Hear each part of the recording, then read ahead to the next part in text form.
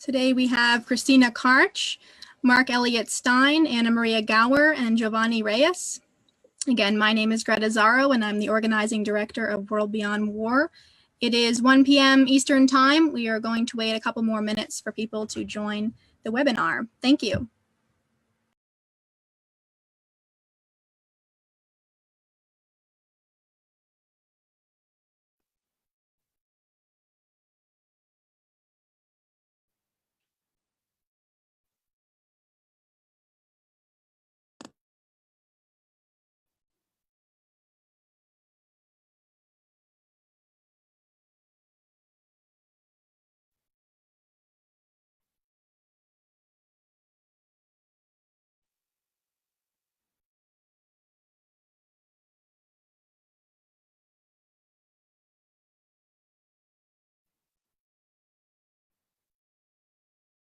Mark, how many people do we have on Facebook?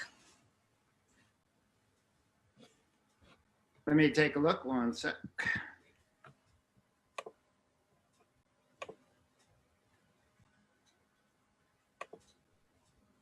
$13 live. Right, we have 13 so far. So welcome everyone again.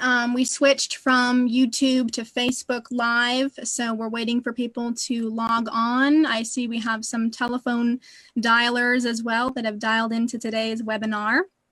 We'll wait a couple more minutes, but again, my name is Greta Zarro, and this is the No to NATO, Yes to Peace webinar. And that number is growing on Facebook. Good to see. Thanks to everybody for the last minute switch. We're trying out some new technology that allows us to live stream and gather comments at the same time. So a little bit of improvisation here. Thanks for bearing with us. Great, we have 22 now. Maybe we should get started soon, Greta? Yeah, let's get started and people can keep joining. So we are now recording this webinar, and again, it is also live on Facebook, and we also have the telephone dialers. So welcome, thank you for joining us today. My name is Greta Zarro. I'm the organizing director of World Beyond War. World Beyond War is a global grassroots network of volunteers, activists, and allied organizations advocating for the abolition of the institution of war and its replacement with a culture of peace. These webinars are available for free because of the generous support of our donors. Our work is funded by small dollar donors around the world, and you can help support our work by going to WorldBeyondWar.org/donate. Today's webinar is all about NATO, the North Atlantic Treaty Organization. What is NATO and why are we talking about it? Well, NATO was founded in 1949. It's an intergovernmental military alliance between 29 North American and European countries. NATO now accounts for 3/4 of all military spending and weapons dealing on the globe. NATO has repeatedly violated international law and bombed numerous countries, including Bosnia and Herzegovina, Kosovo, Serbia, Afghanistan, Pakistan, and Libya. Now, NATO is coming to Washington, D.C. this April to celebrate its 70th birthday, and we're organizing a series of events to unwelcome NATO's arrival. We're part of an international coalition that is gearing up to converge on Washington, D.C. this April. So today, let's talk about why NATO is not a peacekeeping organization and why we're opposing its arrival. I'm honored today to be joined by our 3 panelists who are intimately knowledgeable about what NATO is and what it does. Our speakers today are Maria Gower. Anna is a Serbian-British mixed media artist and a survivor of the NATO bombings of Yugoslavia. Being a 10-year-old in a war zone, she witnessed the destruction caused by NATO involvement, both during the conflict and for years afterwards. Her art, which will be on display at the No to NATO, Yes to Peace Festival in Washington, D.C. on April 3rd, focuses on the themes of memories, life path, and experiences of war. You want to say hi, Anna? Hi, everybody. Hello. All right. Our second panelist is Giovanni Reyes. Giovanni is the member coordinator of About Face, Veterans Against the War. He enlisted in the United States Army in 1993 and deployed to the Balkans in 1996 as part of NATO's first ever military intervention. which culminated in the dismemberment of Yugoslavia into 6 statelets. He resigned from the military in 2007 and began to work for peace. Giovanni, do you want to say hi today? Thanks. I think you're muted. That's okay. Hello. Great. And our third panelist is Kristine Karch. She is the co-chair of the International No to War, No to NATO network. She is a member of the coordinating committee of the campaign Stop Airbase Ramstein, board member of the International Network of Engineers and Scientists for Global Responsibility, and she is a founding member of Eco Mujer, an exchange of views between women from Cuba, Latin America, and Germany. You want to say hi, Christina? Hi, hello. All right, thanks everyone. So if you're watching live on Facebook or if you're dialing in with your telephone, you will have a chance to ask questions towards the end of the webinar for the Q&A portion. And I want to thank Mark Elliott Stein, who is a coordinating committee member of World Beyond War and is standing by with all of our tech issues and making sure that it runs smoothly. So let's get started with the questions for our panelists. Jovanni, you were deployed with the US Army on NATO's first ever military intervention in Yugoslavia in 1996, a mission which did not have UN authorization. NATO calls it a humanitarian intervention, despite the fact that it bombed innocent civilians and city infrastructure, causing billions of dollars of damage and loss of life. Decades later, people are suffering from cancer due to the tons of depleted uranium bombs that NATO dropped. Now you are working for peace and saying no to NATO. So can you tell us about what happened on that mission and why did it inspire you to become a veteran against the war? How you guys doing, everybody? Thank you for joining us and taking time of your day to listen to us about the whole phenomenon of continuous permanent war. So when I was in Germany, actually stationed when the Balkan war started. I was a young soldier at the time. I didn't know much about Yugoslavia. Like most soldiers don't really know much about the countries that they're about to deploy to until they're about to deploy to those countries, and then we get like a crash course from the command as why we're going there, what's the country, you know, who's the enemy forces, and so forth and so forth. All right. So we did a lot of training and preparing to go to Yugoslavia. When I got to that unit in Germany, we're already doing rotations into Macedonia and Croatia. So when we got there, when the war started, when the bombing ended around 1994, 1995, we sent a unit ahead, a small brigade of our unit went there in 95. When they got back, then the whole brigade went there. I was with the 1st Infantry Division at the time and stationed in Germany. So we went there after the Dayton Accords were signed in Dayton, Ohio. The Dayton Accord was a kind of like a treaty, like an accord, like a cessation of fire, like, you know, of the warring parties inside Bosnia. They were signed by Croatian officials, Serbians, and separatist Bosnians, right? The Serbian Bosnians, the one that didn't want to break away from Serbia, they weren't invited. They weren't present at the time of the signing. So we went there as an implementation force. We went to implement the peace. At the time, we were told that the reason we were going to Bosnia was to save Muslim people from Serbs. This came about around the time where, right after the Srebrenica incident, where 8,000 Bosnian Muslims were killed in a conflict with the Bosnian Serbs. So we went there to avoid another Rwanda, because at the time not too long ago there was a Rwanda, mass murder of people in the country of Rwanda. So we went there. We were told that we were there to prevent another genocide, and that the Serbian forces were the one intending committing genocide in Bosnia. So when we left from Germany to Hungary, we took a train, and from Hungary we were bussed into Croatia, with our vehicles were in the back of trucks, and from Croatia we actually drove into Bosnia, convoy into Bosnia. As we drove, it was about a 24-hour drive. into Bosnia. So as we drove, I just kept seeing the landscape that I've never been in that part of Europe. The small villages, went from village to village.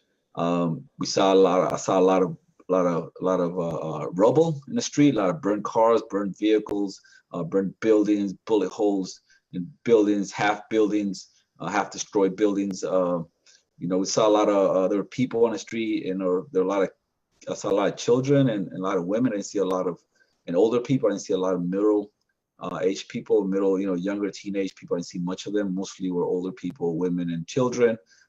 Children were smile at us and would throw us these peace signs, as we were going through from village to village. And I say there was a lot of rubble, there was a lot of destruction.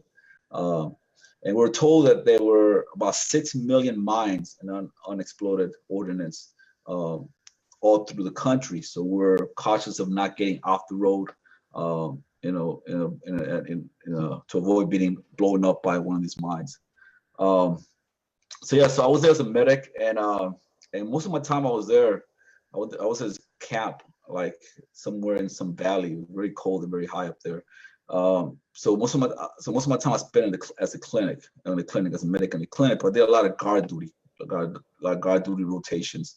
Went on a couple patrols with our scouts. I did a checkpoint, a checkpoint with the platoon once for about 3 or 4 weeks out, like in the middle of nowhere.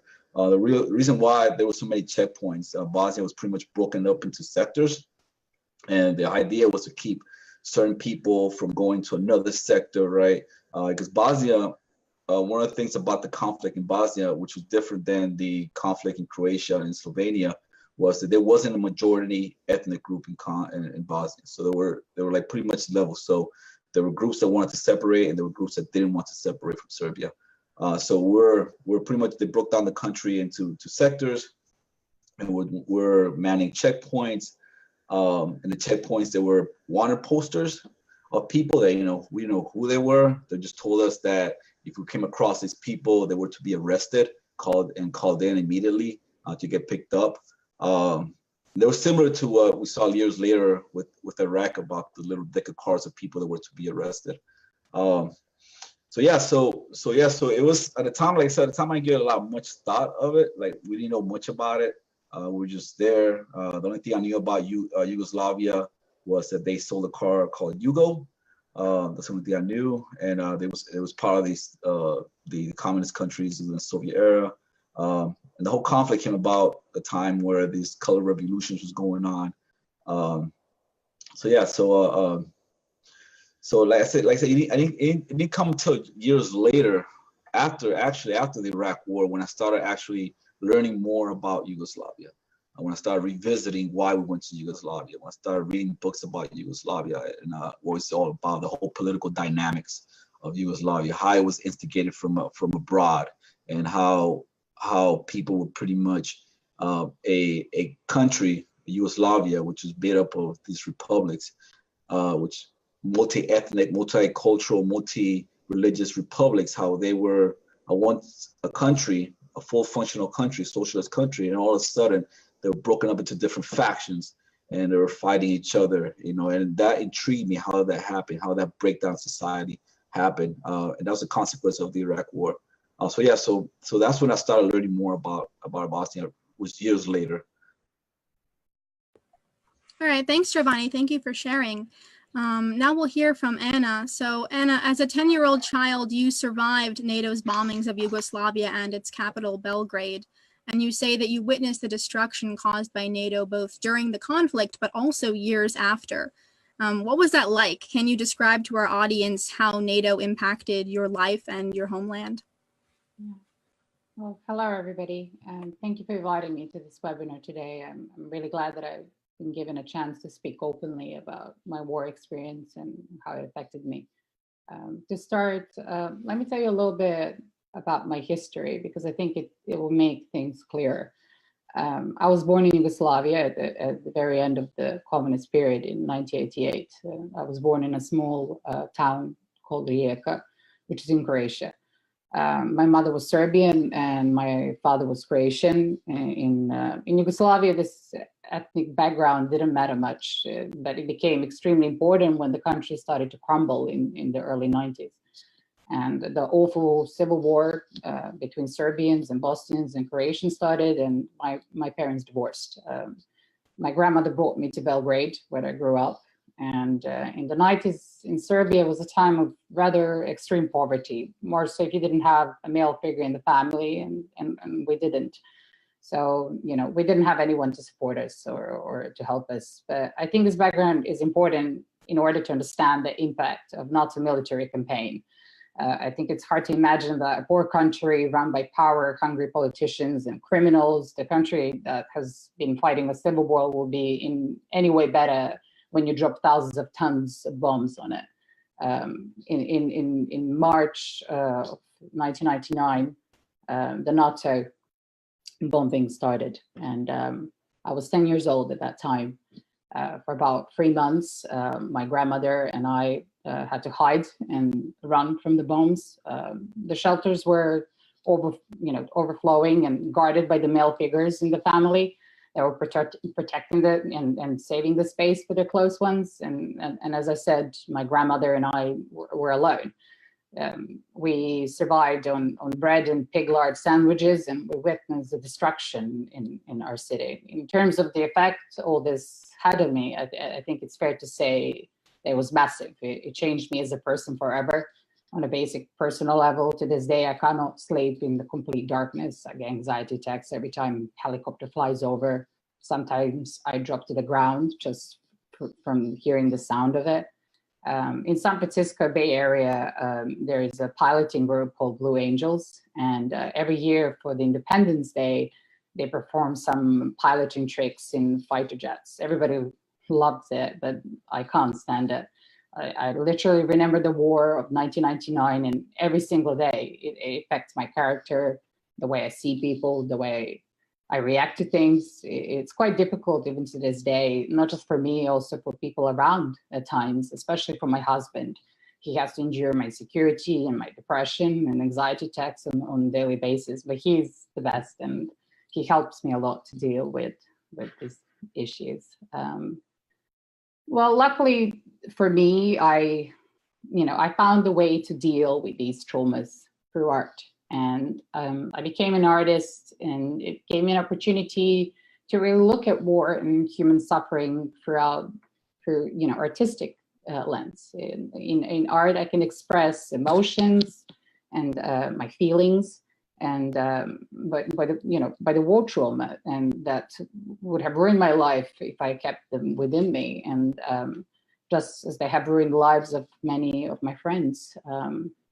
And it brings me to the last point that I think I should make with regards to your question, is that there's literally nothing about Serbia that got better after the bombing. Politicians were still just as power hungry and corrupt.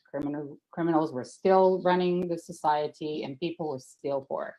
The bombing only added 4,000 deaths and radioactive contamination, and followed by a massive amount of cancer diagnosis and ruined lives of survivors.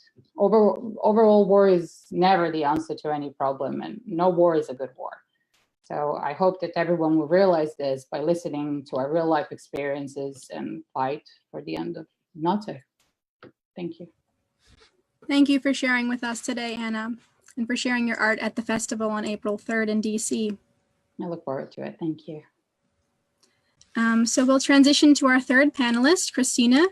You are a leading voice in the No to NATO movement as the co-chair of the international No to War, No to NATO network. And I think that you bring a unique angle into the conversation because you specifically critique the European Union's cooperation with NATO. Can you talk about the EU's relationship with NATO and why you see that as problematic? I think you're muted. Let's see.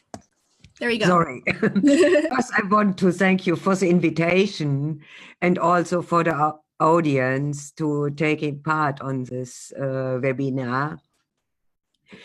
And I will start explaining you a little bit about the own militarization of the European Union and then of the collaboration between NATO and the European Union.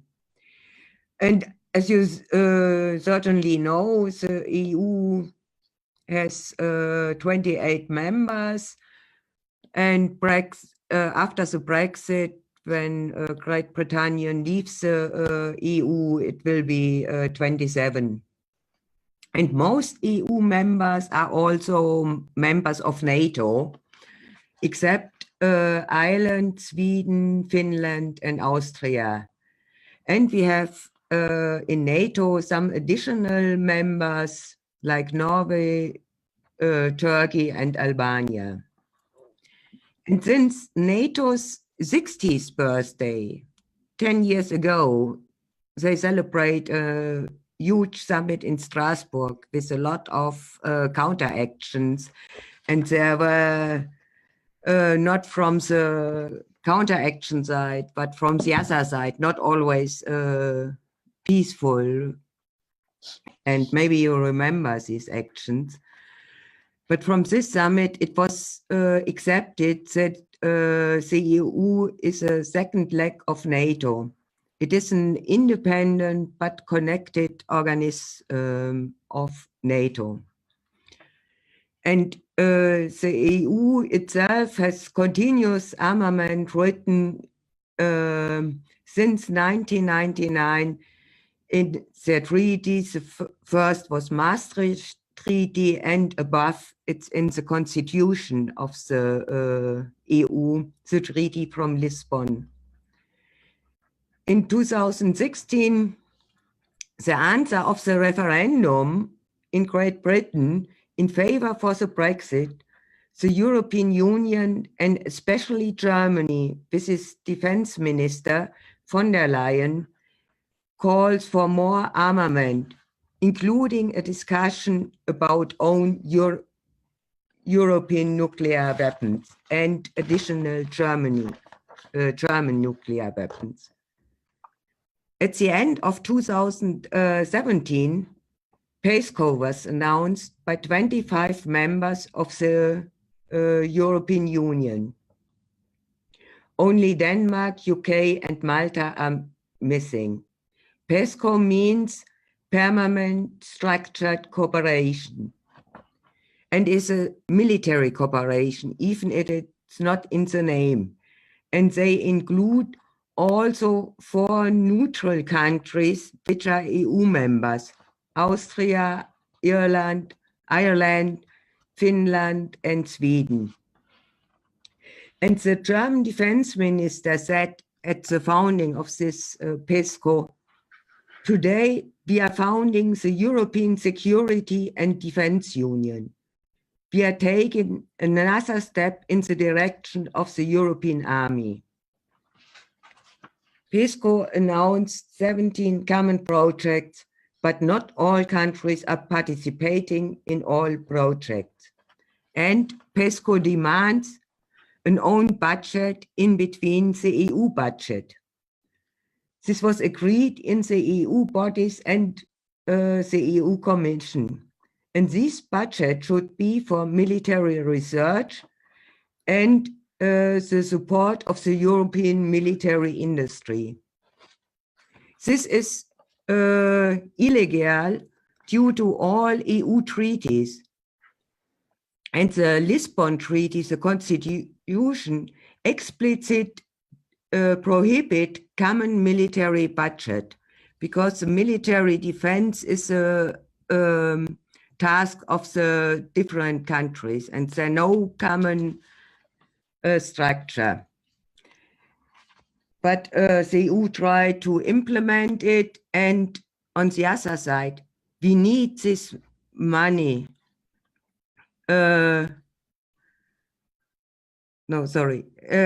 With this money, the EU supports the military industrial complex to increase their profits.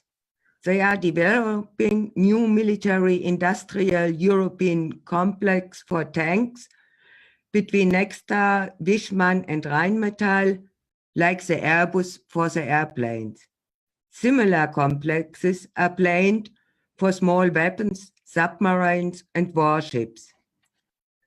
And we, the people, cannot agree that our tax is directly transferred to corporations. Our tax money must be used for welfare and not for warfare.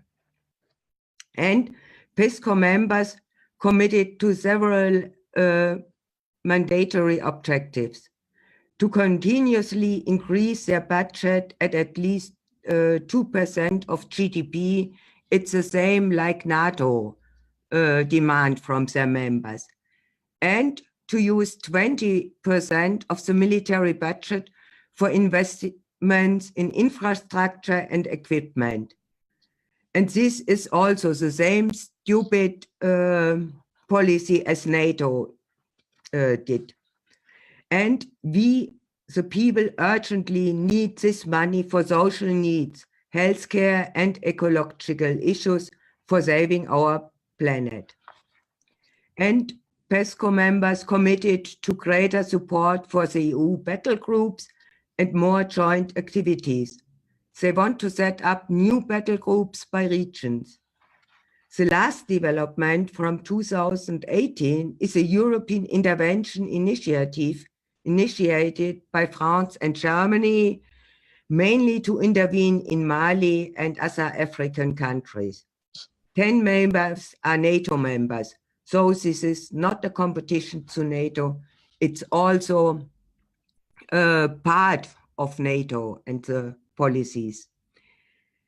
And the EU is militarizing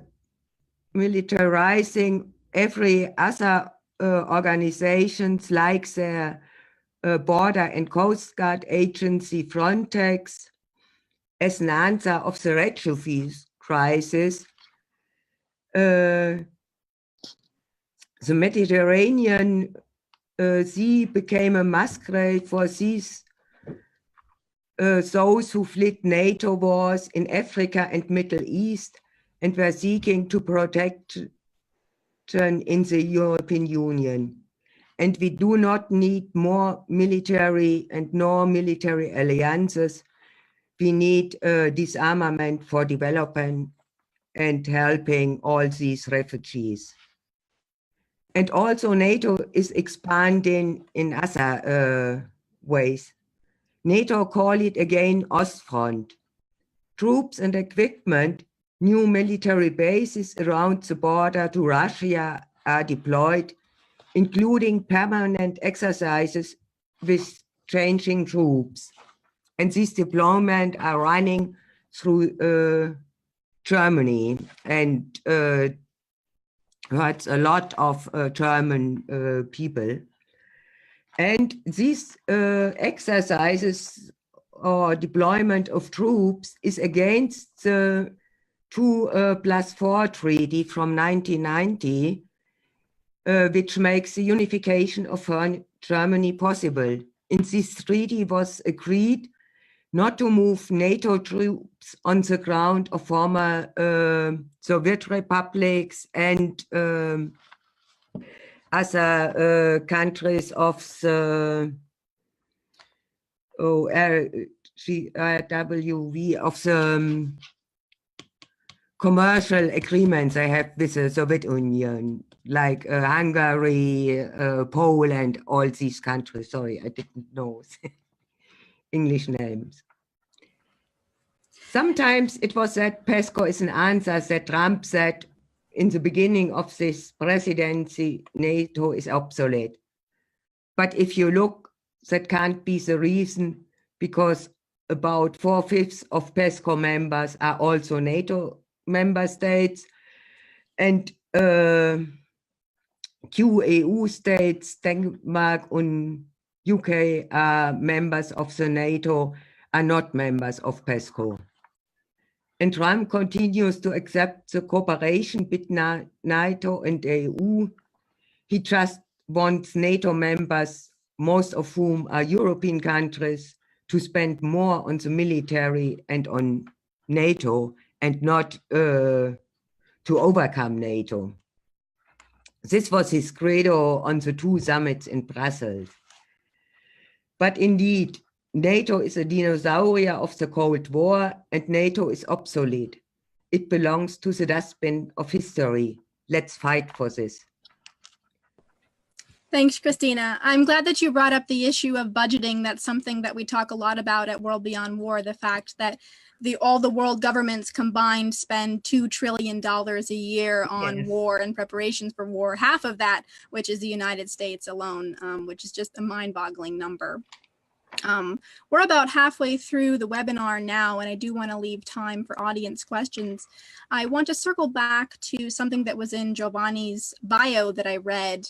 And Jovanni, maybe you can explain it a little bit more, but you say that during the NATO intervention in Yugoslavia, it dismembered Yugoslavia into 6 different statelets, and I like the use of that word dismemberment. Can you describe a little bit more by what you mean by that? Yeah, so Yugoslavia, or former Yugoslavia, was the first time that a country in Europe was so heavily bombarded since the Second World War. When the whole color revolution, when the German wall, East German and West German wall start falling in 1989, the Soviet Union pretty much dissolved in 92. You have the case in Romania where the leader of Romania was pretty much executed with his wife. So you have all these European countries, moving from the socialist bloc into a free market capitalism. So Yugoslavia did not. Yugoslavia wanted to remain a socialist country, although it did open some markets. It did got some IMF loans and so forth. But for the majority of the population, right, they still want to remain some of the socialist aspects, characteristic of the country. There was strife with the whole thing, with the whole wave of the color revolution, and Germany was key in this. Germany is the first time Germany actually deployed troops to outside of Germany since the Second World War as well. When I went to Sarajevo, I saw German troops there. I saw French troops and other European NATO troops there as well. So when the country of Slovenia, which is the Republic of Slovenia, which borders with Italy and Austria, when they declared independence after doing the whole color revolution, they declared independence, Germany was right there ahead and recognized them as an independent country. And that's how pretty much the conflict pretty much was sparked. That was the spark of the conflict. Then after Slovenia, then Croatia wanted to declare independence, and then Germany right there and then also recognized Croatia as an independent country. Like I said previously, the Bosnia was a Bosnia didn't have a dominant ethnic group. They were pretty much leveled out. So there was a bigger war in Bosnia because of the fact that there were some that wanted to move with Croatia as independence, but there were others that wanted to remain combined with Yugoslavia, stay with Yugoslavia and so forth.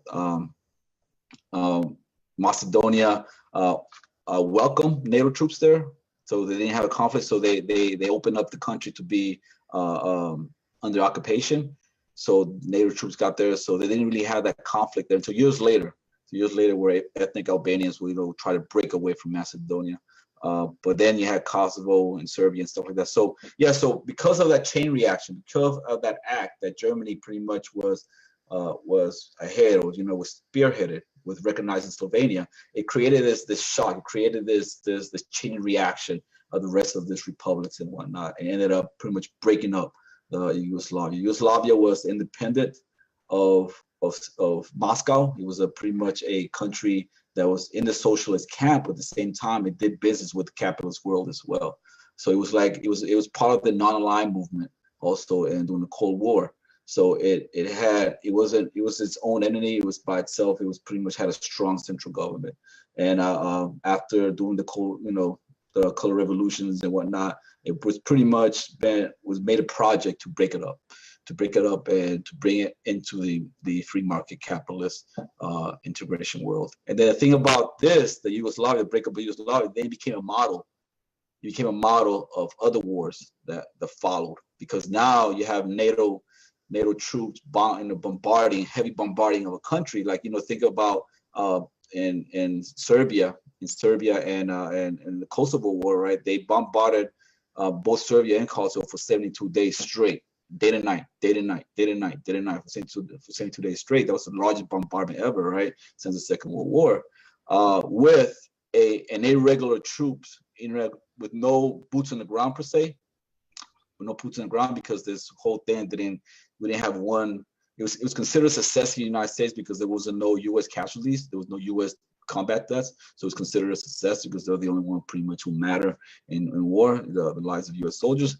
But there were a lot of death, there were a lot of down the ground as the bombs fall, right? So this became a model because they started using irregular forces, like in Kosovo, they used the Kosovo Liberation Army, right? Which at one time was in the list of terrorist organization, but they was removed from the list of terrorist organizations, right? And they were supported by NATO planes, right? And they took pretty much control of Kosovo, right? They became the interim government of Kosovo. They're the one who's running Kosovo right now. And the same thing you had in Croatia, same thing you had in Bosnia. You had irregular troops that were supported by NATO planes, right, against the federal Serbian troops, so they were backed away and then they took control.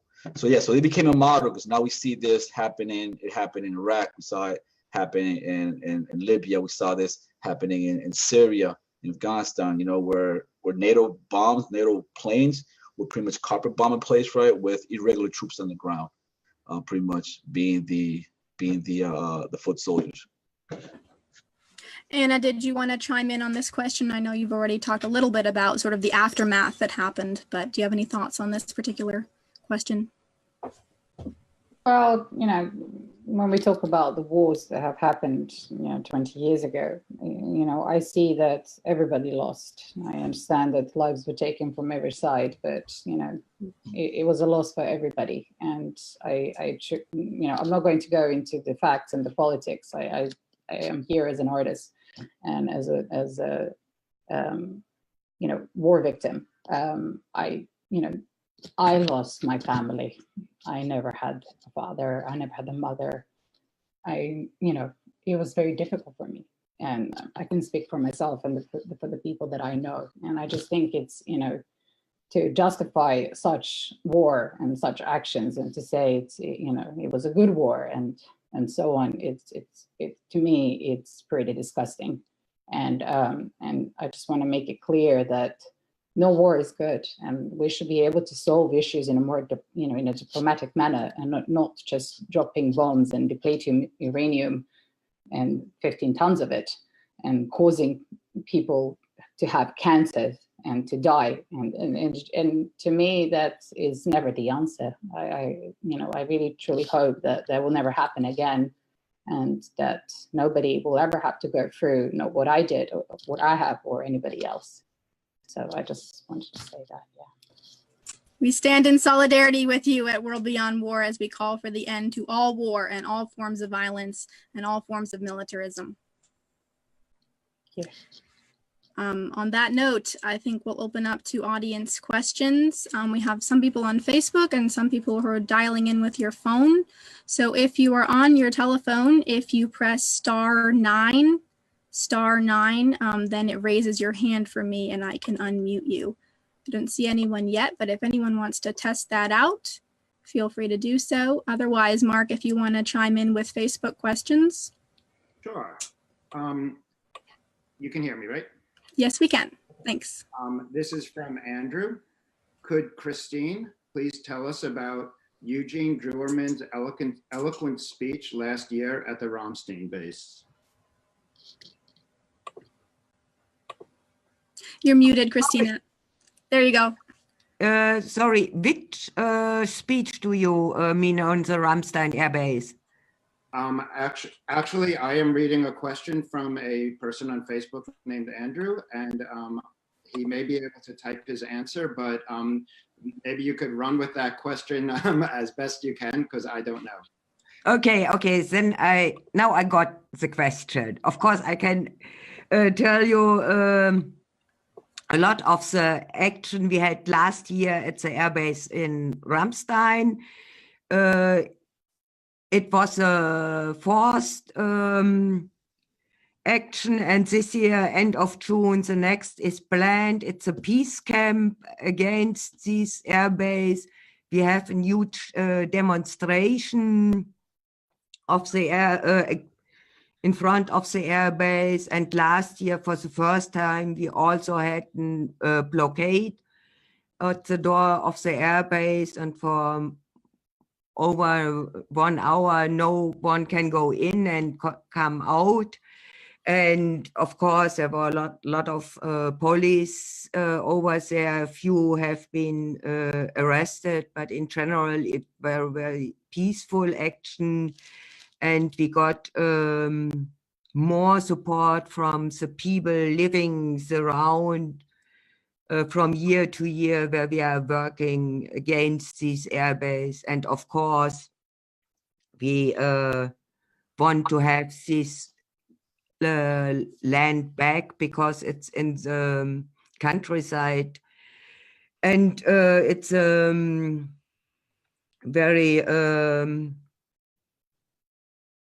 a wooden area and for touristic and all these things, and it can't be used therefore because the airplanes and make a lot of noise, and it's not a calm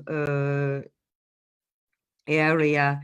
And also they have a lot of environmental issues with these airplanes. They disturb our groundwater in this region, and also the CO2 emission and greenhouse gases a lot.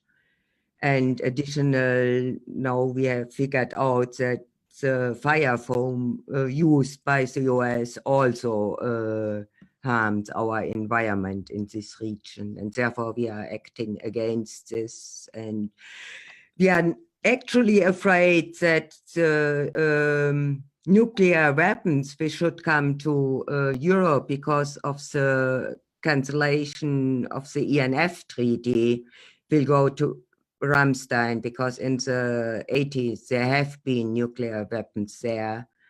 Actually, they should not be there. They are in another airbase which are connected to Ramstein. Thanks. Next question is from Miles, and this is a very general question. After this, I have a question for Anna. So maybe I'll direct this one to Jovanni. We do want to be conscious of time, and there are several questions coming in. So to Jovanni, how do we get people to realize all these crimes against humanity and the planet are interconnected? And how do we get enough people to realize at the same time as to cause a critical mass? Big question. And you're muted, Giovanni. That is a very complex, very big questions, and I've been thinking about that myself. Since there's a lot of, I don't know, there's a lot of movements right now, particularly with the millennial groups now, and millennials. And I asked Greta that question back in Toronto when I saw her. One of the things about there's a lot of the social movement, identity movements, movement for the planet, movement for the 15 an hour, all these kind of movements going on, right? But here in the United States, I can only speak for the United States, that's where I live, but there's very little consciousness of international affairs, very little consciousness of what happened outside the border. And it seems like to me that a lot of these movements, they really don't, they don't really have, they really have an interest of what happens outside the border. And that's very dangerous, because the United States have a huge footprint in the rest of the world. So what happens here affects people all over the world. So it's very important to have a consciousness, to see what your government's doing outside these borders, or to see what your tax dollars are contributing to. So that's that question. I don't really know how we can get people engaged. I think that's a great answer, and yeah, the eternal question that we all keep asking. This one is for Anna, and it's from Ramon. I saw your art piece of the bunny online. Can you tell us more about it? Sorry, what piece? The bunny. Oh, the bunny, yes. That was actually my first sculpture that I ever did. And there's actually a number of pieces that I have done with the bunny. It's actually called the Transfusion series. And bunny was the final piece. And it's not directly connected to the war. It's, you know, I'm fascinated by memories and past and experiences. And I saw that lines such as tree branches, to me, it represented some type of direction and paths to life. And how everything is connected with humans and animals and nature. And this is where my whole transfusion series were based on, which I was working on for years. And then the bunny was actually the final piece of my transfusion series, which combined all of that together. And I created a human bunny with, you know, kind of natural nature components to it. Yeah, I'm glad that the viewer liked it. Great. Okay. This is again to Jovanni, and this is from Carol. Suggestion of reading regarding Serbian wars that you found helpful and where you found it in your quest to understand wars you were involved in. So in reference to Yugoslavia, there's this book that I'm reading that it's called that I read I'm reading actually again. It's called First Do No Harm. Let me see. Let's try to find it.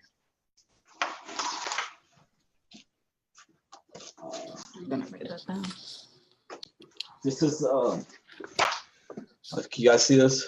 Yep. First Do No Harm.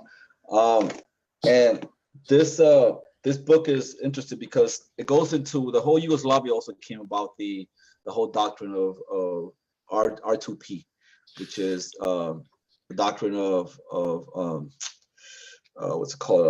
R2P is the right to protect that, you know, NATO countries, you know, particularly the UK, France, the United States, you know, they're giving themselves the task of protecting human rights around the world. You know, they're the police of the world. So every country, every intervention since Yugoslavia, they've invoked that right to protect, or responsibility to protect. You know, so before Yugoslavia, before Panama, the reasons to go to war was to fight communism, right?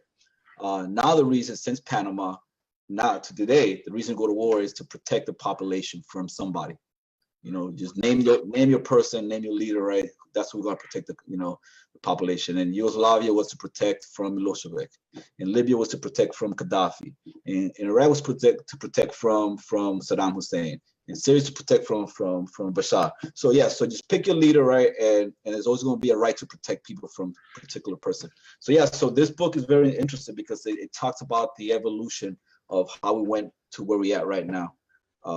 You know, and it's another book called what is it? I have it here as well. It's by Johnson. Where's that?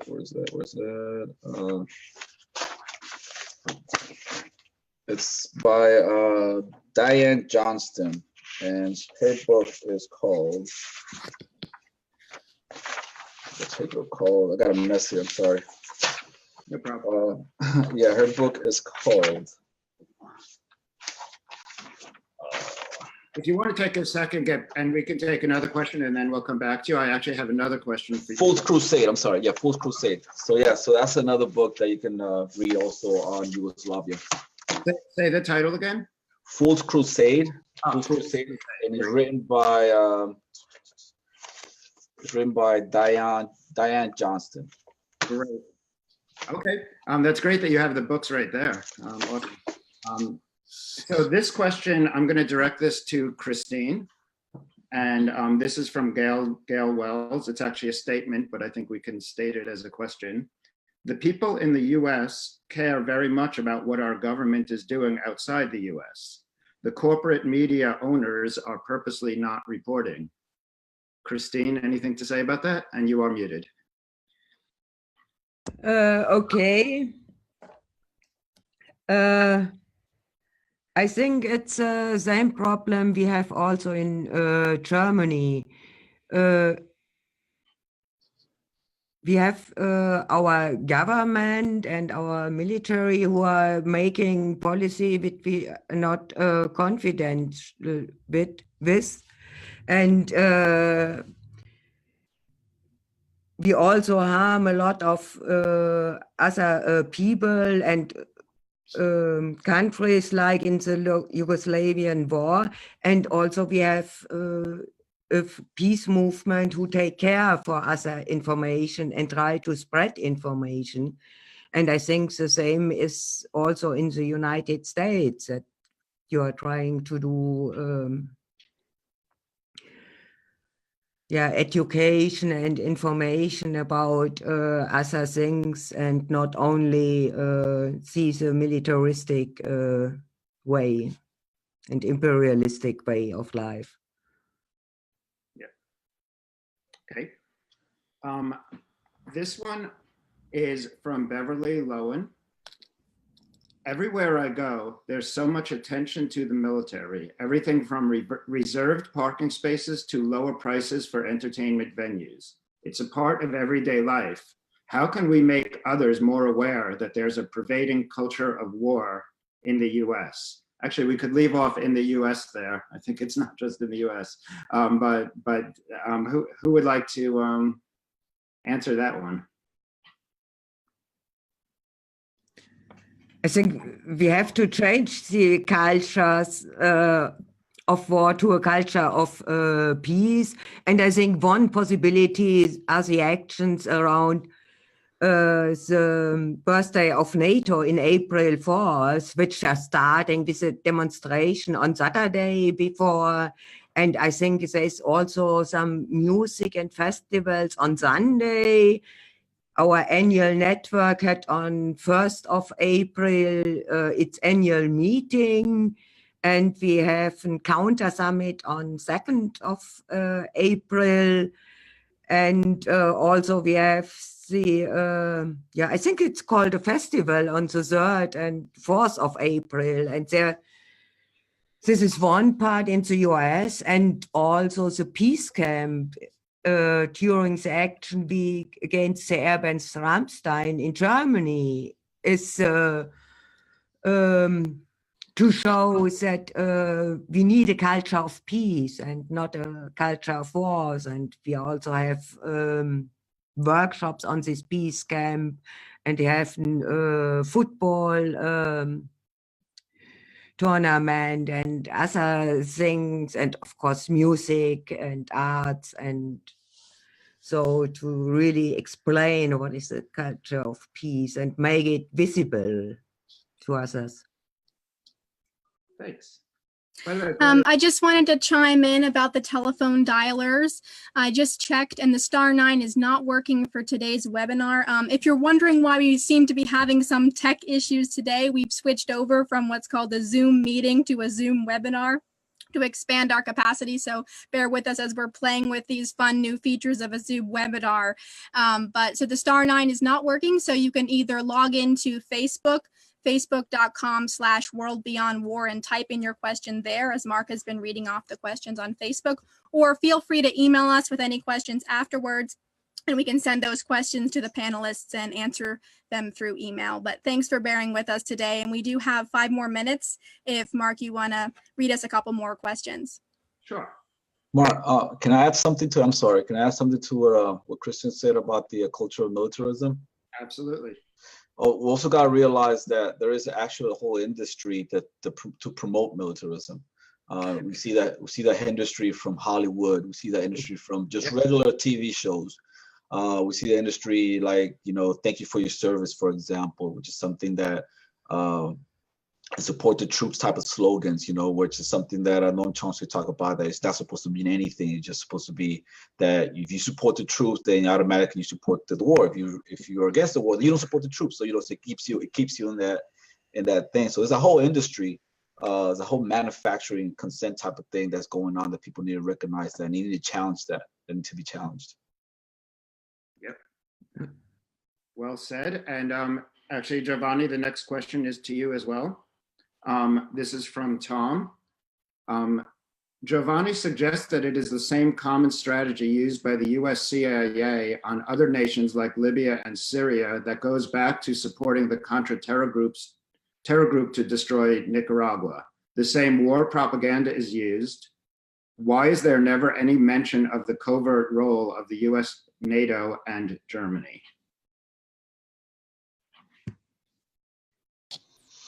Think about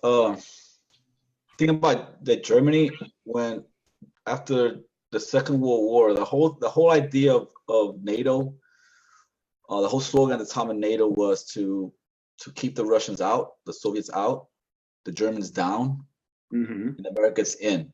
That was a whole project. So the Americans, through NATO, the Americans were able to have a foothold in Europe. There was this idea, there was this fear in the U.S. Leadership that after the Second World War, with the Marshall Plan and then the rebuilding and everything, that Europe would be a third force. You know, the first force being the United States, second force being the Soviet Union, and the third force would being a rebuilt, capitalist, strong Europe again. So in order to avoid that, it was needed to integrate Europe into the American realm of strategy and the strategy realm. So NATO did that. NATO brought Europe into the American sphere of influence.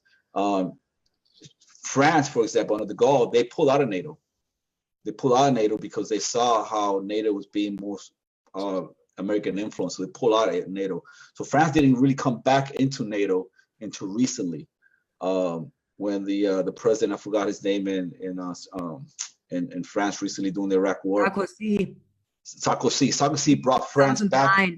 Brought France back into NATO, because France originally pulled out because they saw how the NATO was being pivoted towards American strategy, global strategy, geopolitical strategy, and whatnot. So yeah, so there was a lot of intent to keep NATO inside Europe. There's a lot of intent to suppress any leftist forces in Europe, whether it be in Germany, whether it be in Italy, whether it be in Spain and whatnot, and to uplift the leadership and to uplift the NATO-friendly leaders in these countries. There was a very intent policy to do that. Yep.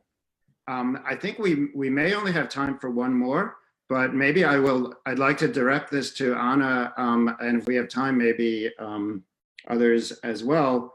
And this is a single sentence from Monisha. Psychology is a main driver of militarism. So I thought I would direct this to the artist in the group. Anna, do you agree that psychology is a main driver of militarism, and any thoughts on that? Well, I think it's a quite big statement, and I think you can use psychology in many different ways, from brainwashing to seeing different movements, political movements, to communism, to wars, and so on. So if it's used in a proper way, I think definitely it does have a huge impact. And I saw the way my country, ex-Yugoslavia, was kind of brainwashed, and this is what led to the war. And people never hated each other. People loved one another, and different ethical groups were mixing, and my parents were from mixed. I actually come from all ex-Yugoslavia. I have in me a Catholic and Christian and Muslim. I am truly a Yugoslavian person. So psychology, I think, as I said, it's a powerful thing, and this is what I deal with personally myself. I use psychology in a way to therapeutically treat myself through the PTSD and other traumas that other things that I have. And I think, yes, it can definitely affect militarism. I'm sure that Jovanni can say more about it, because he was hand on hand in during the war. Yeah, I would love to hear what he has to say about it. Yes, or Kristine, maybe I think we are low on time, but maybe there's time to open that up to everyone. Greta? Sure, yeah, we'll end with this question. Yeah, for both of you, Giovanni and Kristine. Yeah, I think every hierarchical and patriarchal structures are strongly connected to militarism. And these are the structures which are and militarism reproduce these structures, and these structures are also responsible to get women suppressed and have different levels where people are respected. And this also connected to racism.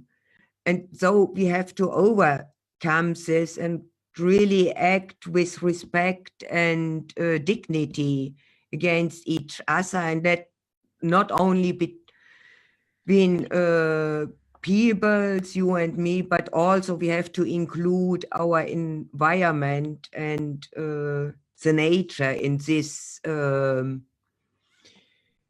behavior and feeling, and respect all the others and accept them as partner and not as some objects to use for your own interests. And I think another point strongly connected with this to overcome this extreme individualism, because this is not normal behavior.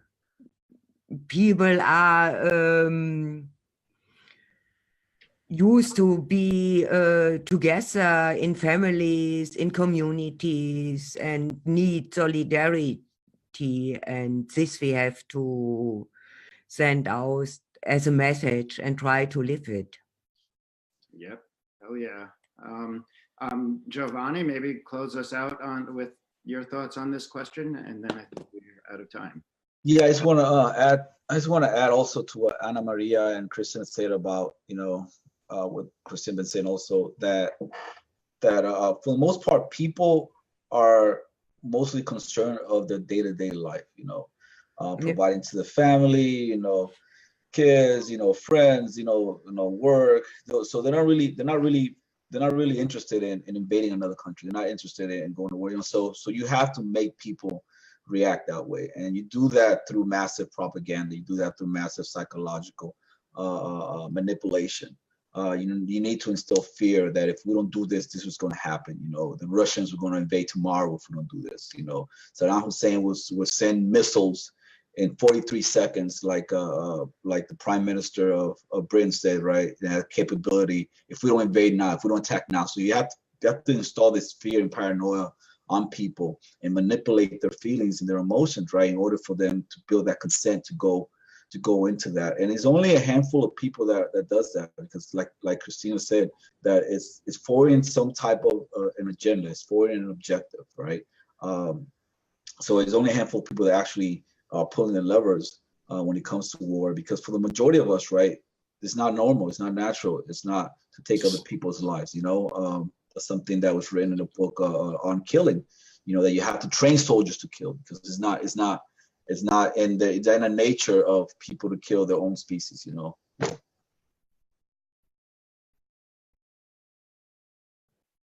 On that note, thank you everyone for joining us today for the No to NATO, Yes to Peace webinar. Thanks to Kristine, Jovanni, Anna Maria, Mark for handling the questions and tech issues, and thank you to everyone for staying with us as we transitioned from YouTube to Facebook. I hope that you can all join us on April 3rd and 4th in Washington, D.C. for the No to NATO, Yes to Peace Festival. We will have many speakers, including Lee Camp, the comedian activist, as well as screen printing workshops, nonviolence training, and art exhibitions featuring Anna Maria Gower's work. You can go to NoToNato.org to learn all about the events and register. And as Kristine said, there are events throughout the entire week starting March 30th with rallies and counter summits and music fests. So please go to NoToNato.org and join us then. We will be recording this webinar and sending you a link if you did miss any of it and if you want to share it with your friends. If you didn't have a chance to ask a question, if you were on the telephone, please do feel free to email us and we can share those questions with our panelists. So thanks again, everyone. Bye-bye. Thank you. Bye-bye. Bye. Thank you. Bye. Thank you. See you in Washington in Yes. April. See you Yeah. then. Thank y'all and share the word, share the message. Yes. Take care. Thank you.